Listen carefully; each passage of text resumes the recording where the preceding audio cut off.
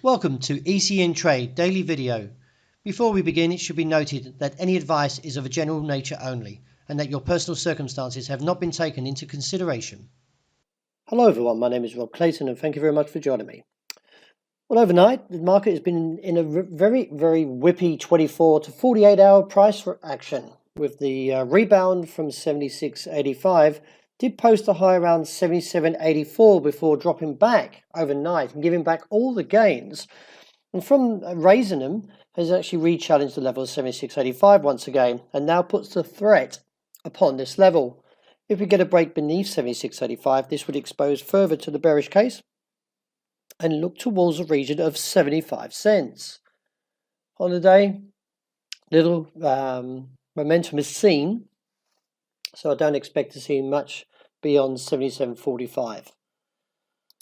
Well, the dollar index very impressively, sharply reverses and now tackles the level of 89.40, which was the key support on the way down. Nevertheless, from the rejection also in the euro, you can see here from this downtrend is the market is back on track to test the level of 121.80, which is the double top bearish reversal neckline, that is. Any advances I still see above 123 as a sell. Overall, I do expect to see the market weaker. Well, it was touch and go for a moment, but nevertheless, the support at 105 has been crushed, and now from that exposes the region of 103.5.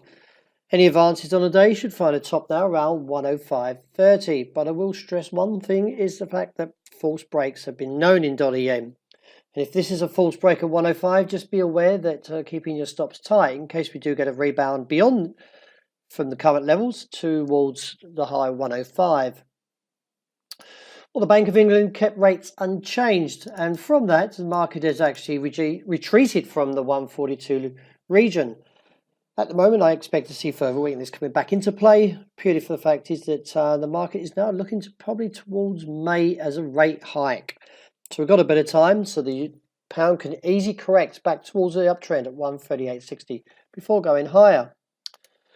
Well, the recent surge in gold didn't sustain as long and now looks back towards the support of 1,320. I do expect to see any advances to fall towards 40, with the overall risk still pointing towards the downside, but I do expect to see good demand from 1,300.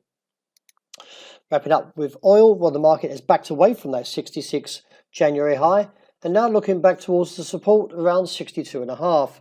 In light of the pattern, I'm still not bullish on oil and I can't get my view turned while we still got weeklies breaking down. Therefore, I do expect to see further to the downside around 62.5.